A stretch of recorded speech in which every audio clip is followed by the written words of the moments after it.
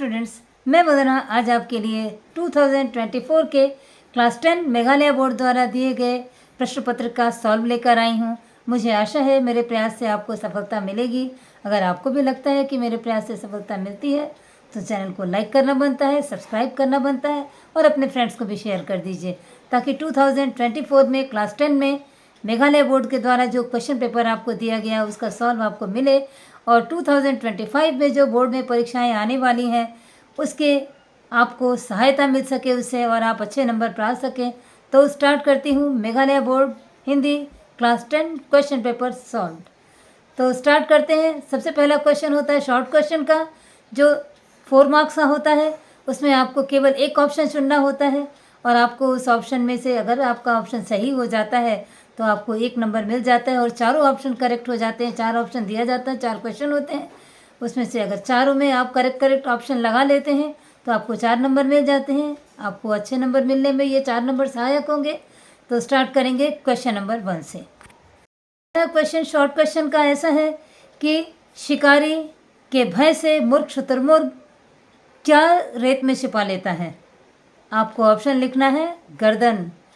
Option इसमें आपको 4 option देगा, आपको एक ऑप्शन लिखना है तो आपको गर्दन को चुन लेना है और गर्दन आप लिखेंगे। शिकारी के भय से मूर्ख शुतुरमुर्ग रेत में अपनी गर्दन छिपा लेता है और इस तरह गर्दन ऑप्शन करेक्ट होता है। अब आते हैं क्वेश्चन नंबर 2। सब नंबर ख है कि लेखक के पिता रामेश्वरम पंचायत बोर्ड के क्या चुन लिए गए। तो इसके ऑप्शन में आप अध्यक्ष लिख लीजिएगा। अध्यक्ष लिखने से आपका आंसर करेक्ट हो जाएगा क्योंकि रामेश्वरम के पंचायत बोर्ड के अध्यक्ष के रूप में लेखक एपीजे अब्दुल कलाम के पिता का चुनाव हुआ था। तो लेखक यानी एपीजे अब्दुल कलाम के पिता रामेश्वरम के पंचायत बोर्ड के अध्यक्ष पद पर उनका चुनाव हुआ था। तो अध्यक्ष को आप चुन लेंगे, आपका ऑप्शन करेक्ट हो जाएगा। अब अगला क्वेश्चन आता है, बाबा भारती ने खड़क सिंह को घमंड से क्या दिखाया। तो बाबा भारती ने खड़क सिंह को घमंड से 4 ऑप्शन दिया है। कहीं भी घोड़ा हो आप उसको चुन लीजिएगा, घोड़ा करेक्ट हो जाएगा। तो बाबा भारती ने खड़क सिंह को बड़े घमंड से घोड़ा दिखाया था। अब आते हैं नेक्स्ट क्वेश्चन में। अगला शॉर्ट क्वेश्चन जो सब नंबर का है, नीलकंठ की छाया के समान रहने वाली मोरनी का क्या नाम था। तो नीलकंठ के छाया के समान रहने वाली मोरनी का नाम था राधा। ऑप्शन में जहाँ कहीं भी राधा हो, चारों ऑप्शन में आप राधा को चुन लीजिए, आपका आंसर करेक्ट हो जाएगा। और नीलकंठ के छाया के समान रहने वाली मोरनी का नाम राधा था। अगला सब नंबर आगा भी है, अपने शरीर का रस पिलाकर बिरछ किसका पोषण करता है। अपने शरीर का रस पिलाकर बिरछ बीजों का पोषण करता है। जहाँ कहीं भी बीज हैं आप उसको चुन लीजिए, बीज आपका करेक्ट हो जाएगा। तो अपने शरीर का रस पिलाकर बिरछ जो है बीजों का पोषण करता है। तो इस तरह 5 नंबर की ये पांचों क्वेश्चन आपको 5 नंबर दिलाने में काफ़ी होंगे और आपका ये ऑप्शन करेक्ट होने से पूरे नंबर मिल जाते हैं। अब आ जाते हैं क्वेश्चन नंबर 2 में। क्वेश्चन नंबर 2 जिसमें आपको क्वेश्चंस के आंसर लिखने होते हैं। तो 3 क्वेश्चंस के आंसर लिखने होते हैं। 2 नंबर एक क्वेश्चन के लिए होता है और हर क्वेश्चन आपको 50 वर्ड्स में लिखना होता है। तो 50 वर्ड्स में आप लिखेंगे और आपको 2 नंबर हर क्वेश्चन में मिलेगा। तो ये 6 नंबर का क्वेश्चन होता है। तो क्वेश्चन नंबर 2 का पहला क्वेश्चन है, मरते वक्त युवा बकरी को किस बात का अफसोस था।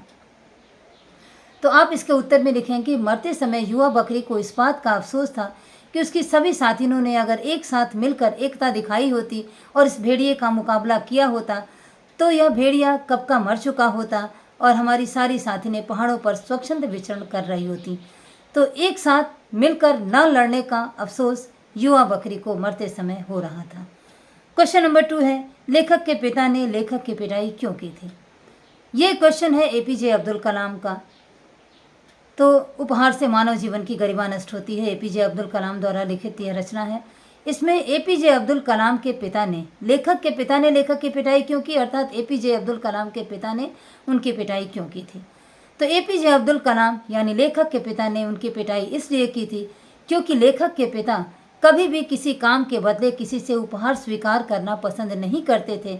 और एक दिन जब एपीजे अब्दुल कलाम पढ़ रहे थे उस समय उनके पिताजी जब रामेश्वरम पंचायत बोर्ड के अध्यक्ष निर्वाचित हो चुके थे, उस समय एक व्यक्ति उनके लिए एक तंबलम में पैकेट में कुछ अंग वस्त्रम, कुछ चीज़ें उपहार स्वरूप लाकर रख गया था उनके घर में, और एपीजे अब्दुल कलाम ने उसे घर में रखने की इजाज़त दे दी थी अपने पिता से बिना पूछे, और इस कारण उनके पिता बड़े नाराज़ हुए और एपीजे को बहुत पिटाई की थी उन्होंने, और बाद में समझाया भी था कि उपहार से मानव जीवन की गरिमा नष्ट होती है, हमें किसी से किसी काम के बदले उपहार स्वीकार नहीं करना चाहिए। तो यह रेफरेंस है, इस सारे क्वेश्चन का आंसर मैंने अपने चैनल में अपलोड कर दिया है, आप उसको देखिएगा। अगला क्वेश्चन है, सुल्तान को पाने के लिए खड़ग सिंह ने क्या छल किया था? तो सुल्तान को पाने के लिए खड़ग सिंह ने बाबा भारती से यह छल किया कि वह अपाहिज बनकर बाबा भारती के रास्ते में बैठ गया, और जब बाबा भारती वहाँ से गुजरने लगे तो उन्हें पुकार कर कहा कि इस अपाहिज को रामावाला में दुर्गा दत्त वैद्य, जो उनका सौतेला भाई है, उसके घर जाना है, कृपा करके उससे पहुँचा दीजिए, उसकी मदद कर दीजिए। ऐसा करके उसने, डाकू ने बाबा भारती से निवेदन किया, और जब बाबा भारती उसके निवेदन को सुनकर उसे घोड़े पर बैठा लेते हैं तो झटके के साथ वह बाबा भारती के घोड़े की लगाम छीनकर वह सुल्तान घोड़ा लेकर वह भाग जाता है। तो यही छल उसने किया था बाबा भारती से घोड़े को छीनने के लिए। अगला क्वेश्चन है, संत कवि का नाम तिरुवल्लुवर क्यों पड़ गया? तो संत कवि का नाम तिरुवल्लुवर इसलिए पड़ गया कि तिरु शब्द का तमिल में अर्थ होता है श्री, और वल्लुवर का अर्थ होता है जुलाहा जाति को तमिल भाषा में वल्लु कहते हैं।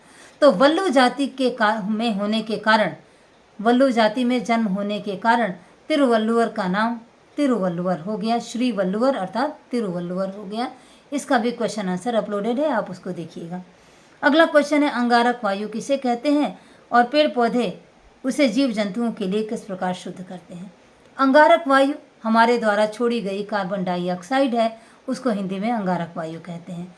और अंगारक वायु पेड़ पौधे का अपना भोजन बनाने के लिए उसे वातावरण से खींच लेते हैं, क्योंकि जिस प्रकार हमको जीने के लिए ऑक्सीजन की ज़रूरत होती है, उसी तरह पेड़ पौधों को भी अपना भोजन बनाने के लिए हमारे द्वारा छोड़े गए कार्बन डाइऑक्साइड, जिसको कि अंगारक वायु कहते हैं, उसका शोषण करके वो भोजन बनाते हैं। तो वातावरण से वो सारे अंगारक वायु का शोषण करके सूर्य की गर्मी से वो अपना भोजन बना लेते हैं और वातावरण से सारे अंगारक वायु का शोषण कर लेते हैं। तो इस तरह हमारा जीवन पेड़ पौधों पर निर्भर है और पेड़ पौधों का जीवन हम पर निर्भर है। हम एक दूसरे के ऊपर प्रतिपूरक तौर पर निर्भर रहते हैं और हमारे द्वारा छोड़े गए कार्बन डाइऑक्साइड को खींचकर अपना भोजन बनाने के प्रयास में वह वातावरण को शुद्ध कर देते हैं। अगला और आखिरी सवाल यही है। तो इस तरह आपका क्वेश्चन नंबर 2 समाप्त होता है और सारे क्वेश्चंस का आंसर मेरे चैनल पर अपलोडेड है, आप उसको देख लीजिए, सुन लीजिए और परीक्षा में अच्छे नंबर प्राप्त कीजिए। अब आते हैं क्वेश्चन नंबर 3 की बारी आती है। इसमें एक व्याख्या होती है, उसकी व्याख्या की बात करेंगे। अगला क्वेश्चन है व्याख्या का, क्वेश्चन नंबर 3। तो व्याख्या में ये होता है कि किसी भी 2 पैसेज को आपको दिया जाता है, किसी भी 2 पैसेज में से एक की आपको व्याख्या करनी होती है। तो व्याख्या आपको पोएट्री में भी करना होता है और प्रोज में भी करना होता है। तो अभी जो प्रोज का सेक्शन चल रहा है उसमें पहली व्याख्या दी गई है कि लोगों को यदि इस घटना का पता चल गया तो वे किसी दीन दुखी पर विश्वास नहीं करेंगे। तो ये लाइन सब नंबर क है। इसकी व्याख्या लिखने के लिए आपको सबसे पहले संदर्भ, प्रसंग, व्याख्या और विशेष 4 पॉइंट के अंतर्गत आपको व्याख्या लिखनी है और इस तरह ये व्याख्या आपको 6 नंबर दिलाने में सामर्थ्यवान होता है।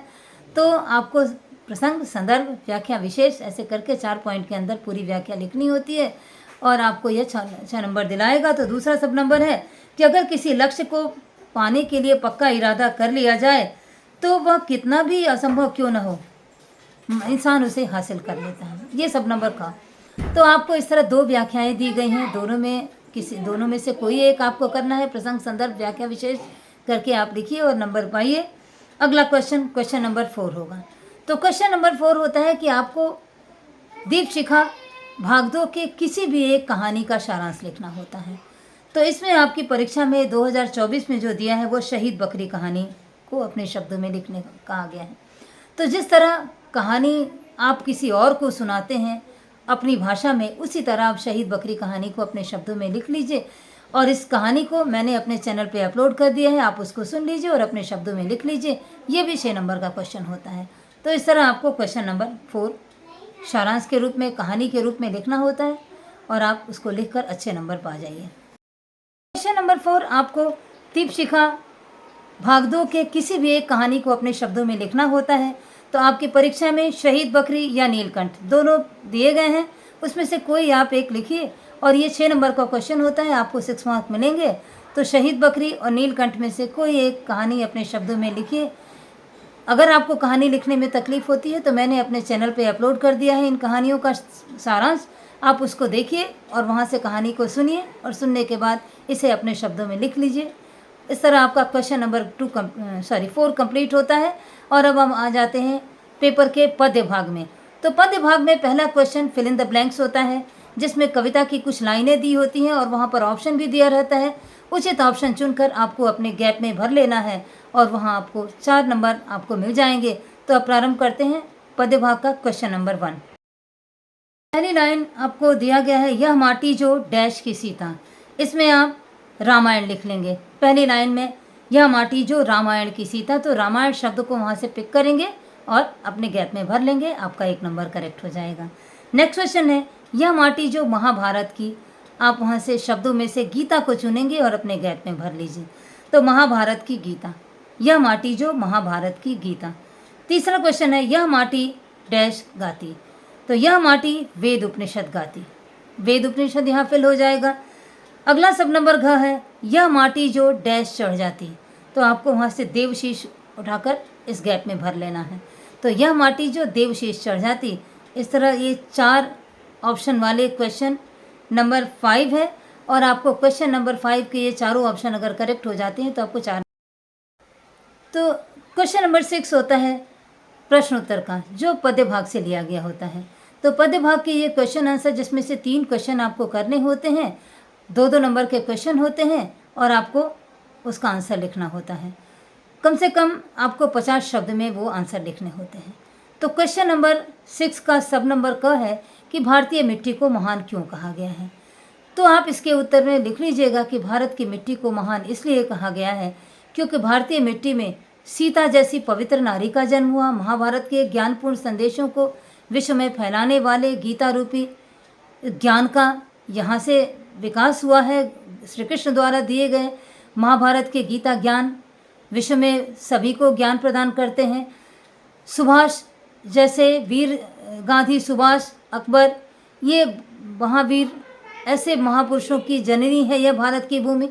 तो भारत की भूमि जिस प्रकार वीर प्रसूता रही है, अच्छे अच्छे पुरुषों को, अच्छे अच्छे ज्ञानवान बातों को विश्व में फैलाने वाली सीता जैसी पवित्र नारी की जन्मस्थली यह भारत होने के कारण विश्व में महान मानी जाती है। तो इस तरह क्वेश्चन नंबर 1 है। सब नंबर 6 का, क्वेश्चन नंबर 6 का सब नंबर का होता है, सॉरी। अब आते हैं सब नंबर ख में, एक विश्व के नारी की कल्पना किस प्रकार साकार हो सकती है। तो आप इसके उत्तर में लिखेंगे कि जब पूरे विश्व को हम एक विश्व मानेंगे और एक विश्व बनाएंगे, कहीं पर बंटवारे की दीवारें नहीं होंगी, कहीं कोई रक्तपात नहीं होगा, कोई एक दूसरे को देखकर कहीं किसी के मन में हिंसा की भावना नहीं आएगी, कोई किसी को दुर्भावना की दृष्टि से नहीं देखेगा और पूरा विश्व एक देश बन जाए और पूरे विश्व के नागरिक एक देश के नागरिक बन जाए, तो विश्व नागरिक की कल्पना इस प्रकार साकार हो सकती है। तो सब नंबर खा ये ऐसा हुआ। सब नंबर ग में है कि धन पाकर अभिमान क्यों नहीं करना चाहिए। इसके उत्तर में आप लिख लीजिएगा कि धन की तुलना चंचल वस्तु से की गई है। धन की तुलना चंचल वस्तु से की गई है। कवि गिरधर जी धन की तुलना चंचल वस्तु से करते हुए कहते हैं कि जिस प्रकार नदी का बहता हुआ जल एक स्थान से जब दूसरे स्थान पर चला जाता है तो वहाँ वो पुराना वाला जल वहाँ नहीं आता है, फिर नया जल वहाँ के स्थान को ग्रहण कर लेता है। तो जिस प्रकार चंचल नदी का जल कभी भी एक स्थान पर स्थिर नहीं रहता है और रिश्ते में आए हुए हमारे समधी पाहुन, हमारे बहनोई या जीजाजी जिसको कह सकते हैं हिंदी में, वो पाहुन कहते हैं लोकल भाषा में।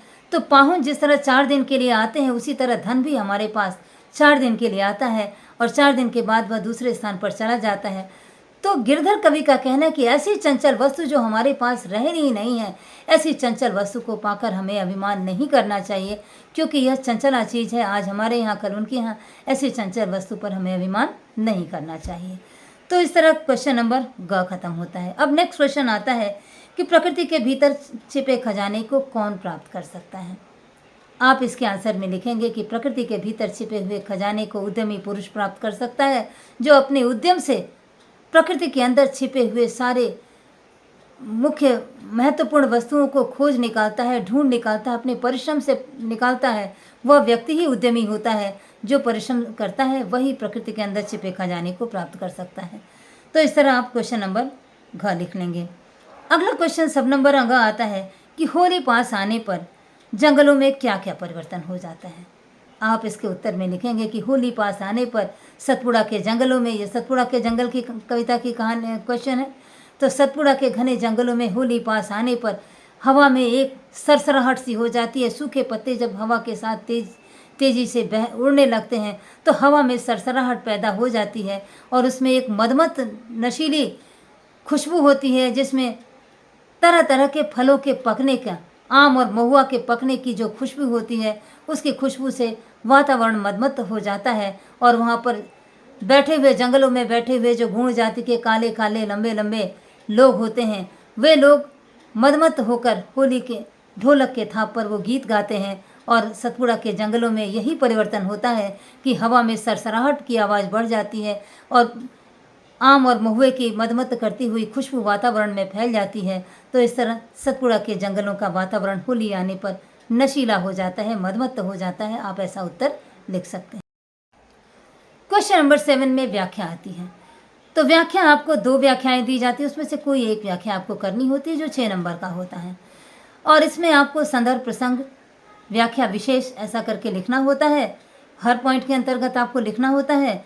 और आपके पेपर में जो 2024 में आया है वह लाइन है, तंदे मंदे धंधे इस माटी को जो कुछ संभव है सब दें इस माटी को, यह माटी प्यारे भारत की माटी, यह माटी सारे भारत की माटी, आओ इस माटी को नमन करें हम, इस माटी को नमन करें हम कविता से ली गई ये लाइनें हैं इसमें से। अथवा दूसरा क्वेश्चन सब नंबर, दूसरी व्याख्या की लाइन दी है, सब नंबर का है कि सत्ता लोलुप बना आदमी, किया धरा का बंटवारा, कागज पर रेखाएं खींची, किया विश्व न्यारा न्यारा। तो ऐसा 2 आपको दिया जाएगा। 2 व्याख्या के लिए आपको कविताओं की 4-4, 5-5 लाइनें दी जाती हैं। आपको प्रसंग, संदर्भ, व्याख्या, विशेष करके इसके अंदर लिखते जाना है और 6 नंबर की आपको ये क्वेश्चन समाप्त होता है। आता है क्वेश्चन नंबर 8 की बारी। तो क्वेश्चन नंबर 8 में आपको आपके प्रस्तावित पुस्तक में से जो कविताएं प्रस्तावित की गई हैं उनमें से किसी एक कविता का आपको सारांश लिखना होता है। जिस तरह कहानियों का सारांश लिखना होता है गद्य भाग में, उसी तरह कविता में भी कविताओं का सारांश लिखना होता है। और 2024 में आपको बाल लीला और उद्यमी नर दोनों में से किसी एक कविता का सारांश लिखने को दिया गया है और आप इसको लिखेंगे तो 6 नंबर के ये क्वेश्चन होता है जो सारांश लिखने वाला। प्रोज में भी 6 नंबर का होता है, पोइट्री में भी 6 नंबर का होता है और आपको 6 नंबर मिलेगा। अगर आपको इस कविता में तकलीफ हो रही है सारांश लिखने में तो मैंने अपने चैनल पर इस बाल लीला और उद्यमी नर दोनों का संपूर्ण सार अपलोड किया है। आप उसको सुनिए, देखिए और अपने परीक्षा में अच्छे नंबर पाइए। तो इस तरह क्वेश्चन नंबर 8 समाप्त होता है। अब क्वेश्चन नंबर 9 जो आता है खंड ग होता है जो संचयन का होता है। तो संचयन से भी कुछ प्रश्न आपको आते हैं। तो वो संचयन का क्वेश्चन होता है कि निम्नलिखित में से किन्हीं 4 प्रश्नों के उत्तर लिखिए। तो 4 प्रश्नों के उत्तर में ईच क्वेश्चन 2 मार्क्स, 4 क्वेश्चन होते हैं तो आपको 8 मार्क्स का ये होता है। तो 8 मार्क्स के क्वेश्चन में आपको जो 2024 में दिया गया है कि हरिहर काका को महंत और अपने भाई एक ही जैसे क्यों लगे। इसके उत्तर में आप लिखेंगे कि हरिहर काका को महंत और अपने भाई एक जैसे इसलिए लगते हैं क्योंकि जिस प्रकार जमीन के लिए महंत और पुजारियों ने हरिहर काका के साथ दुर्व्यवहार किया, उन्हें अपहरण किया और ज़बरदस्ती कागज़ पर अंगूठा लिया, उसी प्रकार उनके भाइयों ने भी उनके साथ उसी प्रकार की ज़बरदस्ती की और सादे कागज़ पर अंगूठा लिया है। और इस तरह उनके साथ ज़बरदस्ती करके उनके ज़मीन को अपने नाम लिखवाने का जो दुस्साहस, दुर्प्रयास किया है, इसी के कारण दोनों ही उन्हें एक जैसे लगते हैं। इस क्वेश्चन का डिटेल आपको मेरे चैनल पे अपलोड है, आप वो भी जाके देख लीजिएगा। संचयन का हरिहर काका के सारे क्वेश्चन मैंने अपलोड कर दिए हैं। दूसरा क्वेश्चन है समाज में रिश्तों की क्या अहमियत है, इस विषय पर आप अपने विचार प्रकट कीजिए। तो समाज में रिश्तों की अहमियत आजकल ऐसी हो गई है कि लोग स्वार्थ के लिए किसी से प्रेम करते हैं। जमीन, जायदाद, धन, संपत्ति, स्वार्थ के वशीभूत होकर लोग प्रेम करते हैं। कोई किसी से वास्तविक प्रेम नहीं करता है और समाज में रिश्तों की बड़ी दुर्दशा हो गई है, जिसके कारण इस विषय पर हमारे विचार ऐसे हैं कि समाज में व्यक्ति को आपसी स्नेह से रखना चाहिए। धन संपत्ति तो अपने आप प्राप्त होती है, हमें अपने परिश्रम से भी प्राप्त करने का प्रयास करना चाहिए, लेकिन समाज बहुत अजीब हो गया है। यहाँ पर लालची लोग होने के कारण धन संपत्ति और कुछ पाने की लालसा में ही किसी से प्रेम करना चाहते हैं। इस क्वेश्चन का भी आंसर अपलोड है, आप उसको देख लीजिएगा। अगला क्वेश्चन है, हेडमास्टर साहब ने पीटी मास्टर को मुअत्तल क्यों किया? तो हेडमास्टर शर्मा ने पीटी मास्टर को इसलिए मुअत्तल किया कि उन्होंने 4th क्लास के स्टूडेंट को जिस तरह मुर्गा बनने की सज़ा दी थी, इसके कारण हेडमास्टर साहब को वह बर्दाश्त नहीं होता है और वह पीटी मास्टर को बुलाकर मुअत्तल कर देते हैं, क्योंकि उन्हें बच्चों से बहुत प्यार था हेडमास्टर शर्मा जी को, और वो बच्चों से प्रेम के कारण वह पीटी शर्मा के द्वारा दिए गए इस प्रकार सज़ा को बर्दाश्त नहीं कर पाते और पीटी शर्मा को मुअत्तल कर देते हैं। इस क्वेश्चन का आंसर भी चैनल में अपलोड है, आप उसको भी देख लीजिएगा। अगला क्वेश्चन है कि इरफान की दादी अपने पीहर क्यों जाना चाहती थी? इसका आंसर भी अपलोडेड है, लेकिन थोड़ा आज मैं बता देती हूँ, डिटेल में आप चैनल में देख लीजिएगा कि इरफान की दादी अपने पीहर इसलिए जाना चाहती थी क्योंकि ससुराल में उनको उतनी स्वतंत्रता नहीं मिलती थी। ससुराल मौलवियों का परिवार होने के कारण यहाँ उनको बड़े रूढ़िवादी तरीके से, बड़ा रिजर्व तरीके से रहना पड़ता था, और जब भी वो मायके जाती थी तो बड़े स्वतंत्र तरीके से, जमींदार की बेटी थी, दूध दही लपड़ शपड़ खाती, नाचती गाती, हर तरह का उनको स्वतंत्रता उनको हर तरह की होती थी। और ससुराल आने पर उनको मौलविन बन जाना पड़ता था और जीवन बड़ा संकुचित हो जाता था। मौलवियों की तरह वो चुपचाप रहना, न गीत न संगीत न बाजा न चुहलबाजी, कुछ भी नहीं होती। तो इसलिए इरफान की दादी को अपने मायके का वातावरण ज़्यादा अच्छा लगता है। इस क्वेश्चन का आंसर भी अपलोडेड है, आप उसको देखेंगे। अगला क्वेश्चन है, 10 अक्टूबर सन 45 को टोपी के जीवन में वह क्या महत्व रखता है? तो 10 अक्टूबर सन 1945 टोपी के जीवन में यह महत्व रखता है कि उस दिन इरफान जैसा उसका प्रिय दोस्त जब शहर छोड़कर उस पिता के ट्रांसफ़र होने की वजह से चला जाता है, तो इरफान बड़ा अकेला हो जाता है। और वह चूँकि इरफान कलेक्टर का बेटा था, तो कलेक्टरी खाली हो जाती है और वहाँ पर दूसरे कलेक्टर आ जाते हैं, तो दूसरे कलेक्टर के बेटे टोपी से उतनी मित्रता नहीं करते हैं जितना इरफान के साथ इसकी मित्रता हुई थी। और इस तरह इरफान के साथ प्रगाढ़ मित्रता होने के कारण यह हमेशा कलेक्टर हाउस में जाया करता था।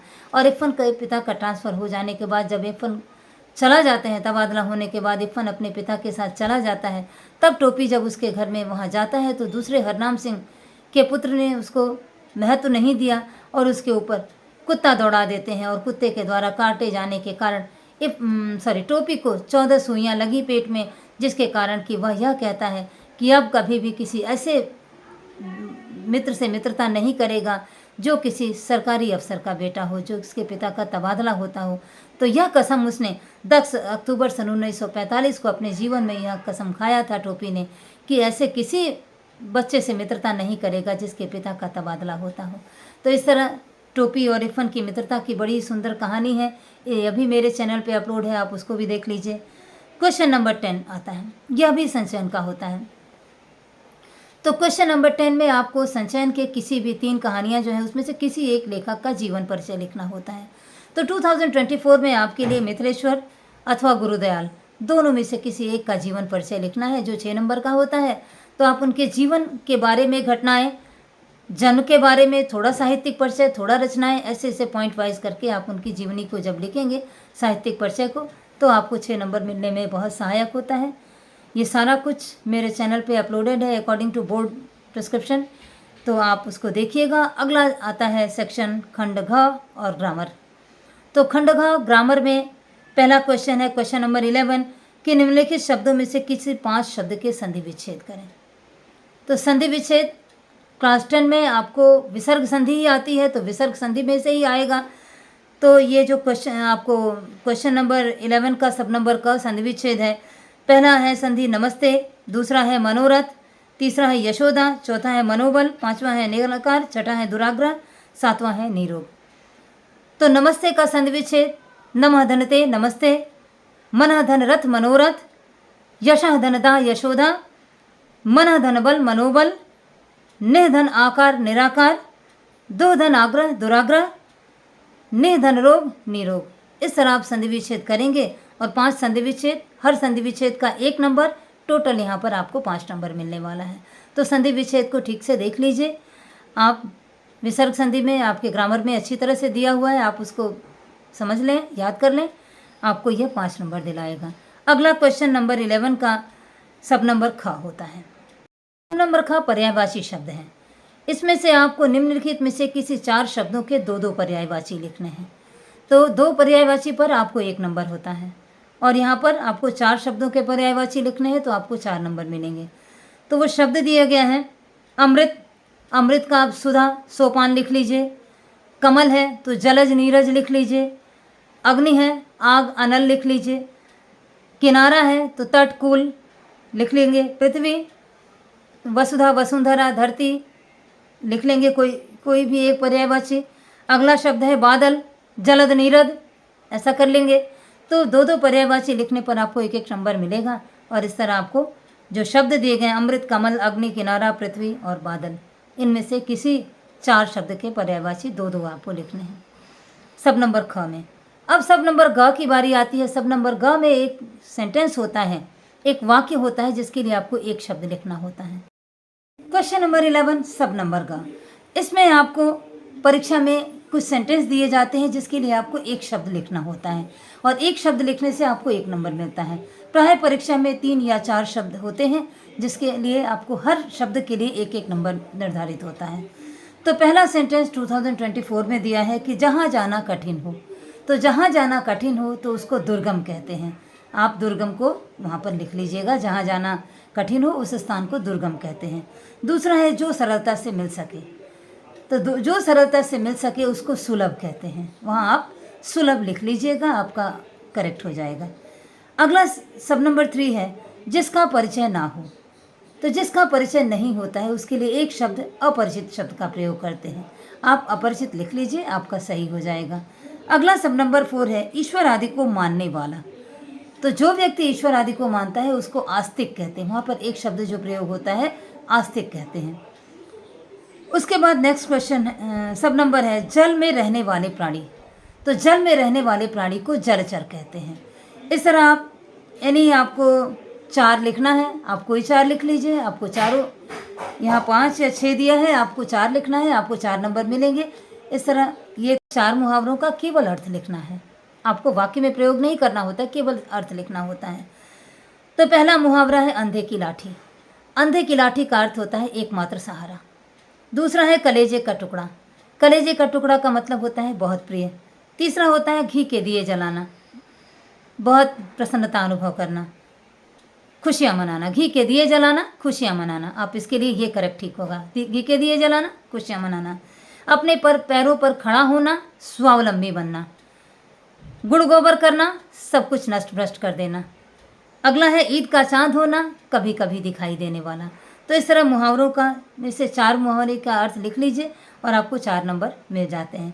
ग्रामर में आपको यही 4 दिया गया है 2024 में। संधि है, पर्यायवाची है, वाक्यों के लिए 1 शब्द और मुहावरे दिए गए हैं।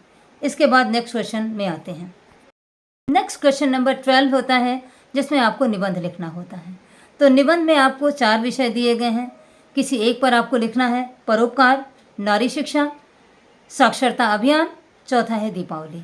इनमें से आप किसी एक पर निबंध लिखिए। और निबंध लिखने का भी एक पैटर्न होता है जिसमें निबंध की रूपरेखा होती है। निबंध को किस प्रकार लिखा जाता है, रूपरेखा बनाइए पहले। और जिस चीज़ का आप निबंध लिखने जा रहे हैं उसका लाभ, हानि, अगर कोई त्यौहार है तो उसको मनाने का तरीका, उसमें आने वाली बुराइयाँ, इस तरह पॉइंट वाइज करके आप अच्छी तरह निबंध लिखेंगे। और आखिरी पॉइंट होता है उपसंहार का, जिसमें आप अपने विचार लिखेंगे कि आपको इस त्यौहार में क्या अच्छा लगता है, क्या बुरा लगता है, या इस विषय पर आपको क्या अच्छा लगता है, क्या बुरा लगता है, अपने ओपिनियन लिखेंगे। इस तरह आपका निबंध पूरा होगा। निबंध भी 6 नंबर का होता है। इसके बाद 2 क्वेश्चन आते हैं, क्वेश्चन नंबर 13 और क्वेश्चन नंबर 14, जो कि उन स्टूडेंट्स के लिए होते हैं जो प्राइवेट कैंडिडेट होते हैं, जिनको स्कूल से 20 मार्क्स का जो इंटरनल नहीं मिलता है, उनके लिए, प्राइवेट कैंडिडेट्स के लिए होता है। तो प्राइवेट कैंडिडेट का क्वेश्चन होता है शॉर्ट क्वेश्चन। उसको क्वेश्चन नंबर 13 इस प्रकार है। क्वेश्चन नंबर 13 में 10 क्वेश्चन हैं, करने होते हैं आपको। पहला क्वेश्चन है हरिहर काका कहानी के लेखक कौन है।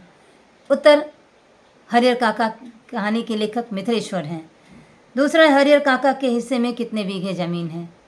तीसरा है फसल उगने पर सबसे पहले भेंट कहाँ चढ़ाई जाती है। अगला है ठाकुर बाड़ी के नाम कितने बीघे ज़मीन है। गर्मी के दिनों में बच्चे कहाँ नहाते थे, ये क्वेश्चन है। सब नंबर अंगा गर्मी के दिनों में बच्चे कहाँ नहाते थे। सब नंबर 6 रेल बम्बा किसका नाम था। सब नंबर 6 पीटी सर का पूरा नाम क्या था। सब नंबर 6 पीटी सर किससे मीठी मीठी बातें किया करते थे। सब नंबर 6 इरफान की दादी के पिता क्या करते थे। सब नंबरियाँ इरफान के पिताजी क्या करते थे। टोपी का पूरा नाम क्या था। टोपी के पिता किस नाम से जाने जाते थे। ये शॉर्ट क्वेश्चन है। इन सारे शॉर्ट क्वेश्चन का आंसर मैंने अपने चैनल पे अपलोड कर लिया है, आप वहाँ देख लीजिए, आपको सारे क्वेश्चन का आंसर मिल जाएगा। क्वेश्चन नंबर 14 भी शॉर्ट क्वेश्चन होता है। यह भी 20 मार्क्स इंटरनल ना मिलने वालों के लिए है, तो जो प्राइवेट कैंडिडेट हैं उन्हें करना है। रेगुलर कैंडिडेट्स को ये क्वेश्चन नहीं करना होता है। रेगुलर कैंडिडेट को 80 मार्क्स का ही करना होता है। प्राइवेट कैंडिडेट्स 100 मार्क्स का क्वेश्चन अटेम्प्ट करेंगे। तो क्वेश्चन नंबर 14 में भी 10 क्वेश्चन करना है। पहला क्वेश्चन है चरवाहे ने कहाँ बकरियां चराना बंद कर दिया। दूसरा क्वेश्चन है भेड़िया के मुंह किसका खून लग चुका था। तीसरा है बाबा भारती कहाँ रहते थे। चौथा क्वेश्चन है हार की जीत में डाकू का क्या नाम था। अंगा है प्रतिक्षण बाबा भारती को किस बात का भय लगा रहता था। सब नंबर 6 धोखे और छल प्रपंच से मिली जीत कैसी होती है। सब नंबर 6 तमिल भाषा में तिरु शब्द का क्या अर्थ होता है। अगला सवाल है तमिल भाषा के अनुसार कुरल का क्या अर्थ होता है। तमिल भाषा के अनुसार कुरल का क्या अर्थ है। अगला सवाल तिरुवल्लुवर की माँ किस जाति की थी। अगला क्वेश्चन होगा कि तिरुवल्लुवर के माता पिता ने किस बात का व्रत ले रखा था। और अगला क्वेश्चन विदेशी अतिथि ने परफेक्ट जेंटलमैन की उपाधि किसे दे रखा था। लास्ट क्वेश्चन है गाछ बिरछ के पत्ते किस प्रकार अपना आहार ग्रहण करते हैं। तो इस तरह सारे क्वेश्चन समाप्त होते हैं। शॉर्ट क्वेश्चन सारे अपलोडेड हैं चैनल पे, आप उसको देखिए, अच्छे नंबर पाइए। एग्ज़ाम के लिए आपको मेरी शुभकामना।